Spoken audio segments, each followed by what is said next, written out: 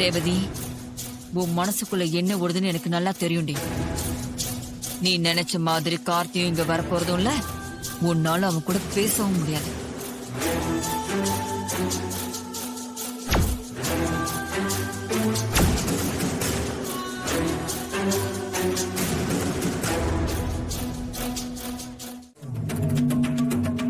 ரோகிணி, எவ்வளவு நேரம்? சீக்கிரம் வா. இத வந்துட்டங்க. இருக்கா? இருங்க இருங்க. ஸ்பீக்கர்ல போடு.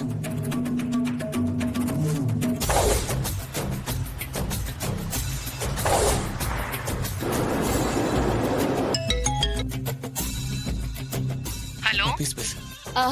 ஹலோ, ஸ்னேகா ஆண்டி, நான் ரோஹிணி பேசுறேன். எப்படி இருக்கீங்க? நான் ரொம்ப நல்லா இருக்கேம்மா. ரேவதி இங்க வரப்போறான்னு தெரிஞ்சதும் தான் இந்த ஆன்ட்டியும் உனக்கு ஞாபகம் வருது, அப்படிதானே? சச்சா, அப்படியெல்லாம் இல்ல ஆண்டி. நாங்களும் அங்க வரணும்னு தான் ஆசைப்பட்டோம்.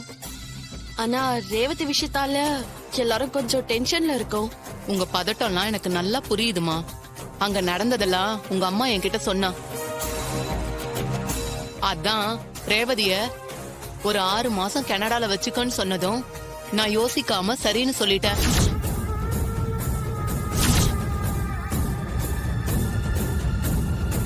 ரோகிணி, லைன்ல இருக்கியாமா?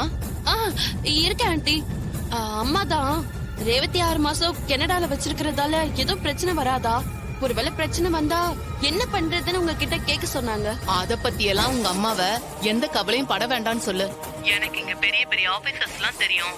அவங்க கிட்ட கேட்டு ரேவதியோட பாஸ்போர்ட்ட ஒரு 6 மாசம் எக்ஸ்டெண்ட் பண்ணிரலாம். ரேவதி கேட்டா உன் பாஸ்போர்ட் தொலைஞ்சு போச்சு, புதுசா அப்ளை பண்ணா ஒரு 6 மாசம் ஆகும்னு அவகிட்ட சொல்லி சமாளிச்சிடலாமே. இந்த 6 மாசத்துல ரேவதியோட மனச மாத்தி அவளுக்கு கார்த்தி மேல இருக்கிற எண்ணத்தை அடியோட வெறுக்க வச்சிடலாம். இதுதான் சாமுண்டியோட பிளான். இனிமே நீ ரேவதிய நினைச்சு எந்த வருத்தமும் படாத. அவளை நான் பாத்துக்கிறேன். சரிங்க ஆண்டி, நீங்க அவளை கொஞ்சம் கவனமா பாத்துக்கோங்க. ஓகேமா. ரேவதி இந்நேரம் ஏர்போர்ட் போயிருப்பால?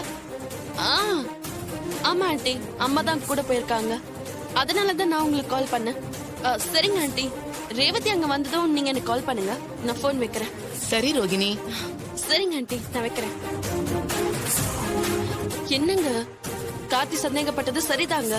ரேவதியை கார்த்தி கிட்ட இருந்து பிரிக்கணும்னு அம்மா இப்படி ஒரு பிளான் பண்ணி கனடாக்கு அனுப்புறாங்க. இத முதல்ல கார்த்தி கிட்ட சொல்லணும். போன் பண்ணு.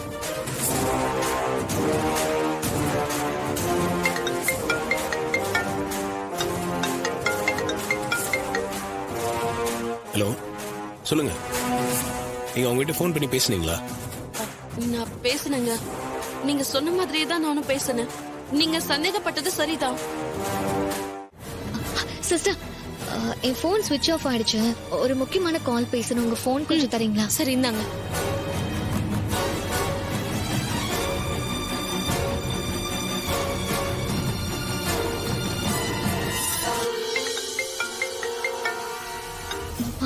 ப்ளீஸ் போன் எடுங்க.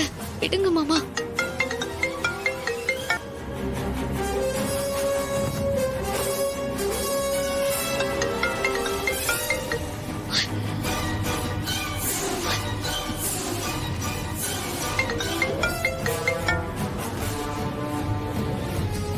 ப்ளீஸ் மாமா, எடுங்க மாமா.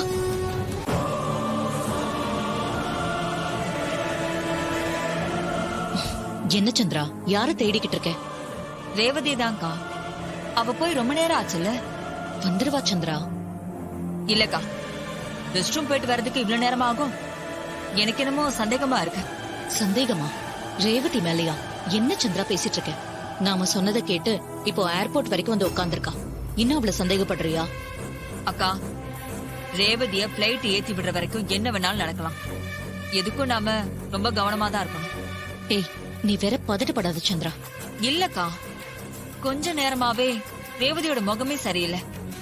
அவ ரெஸ்ட் ரூம் போறேன்னு சாக்கு சொல்லிட்டு அங்க வேற யார்கிட்டயாவது மொபைல வாங்கி கார்த்திக்கு கால் பண்ணி பேசிட்டா? அதான் எனக்கு ஒரு மாதிரி டவுட்டா இருக்கு.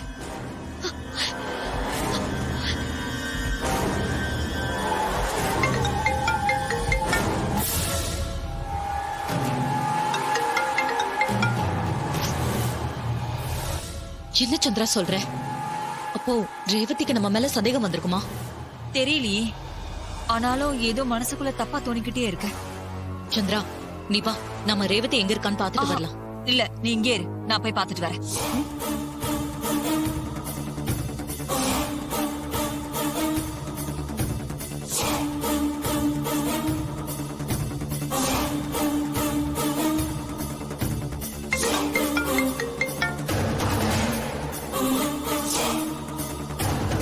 ப்ளீஸ் எடுங்க மாமா.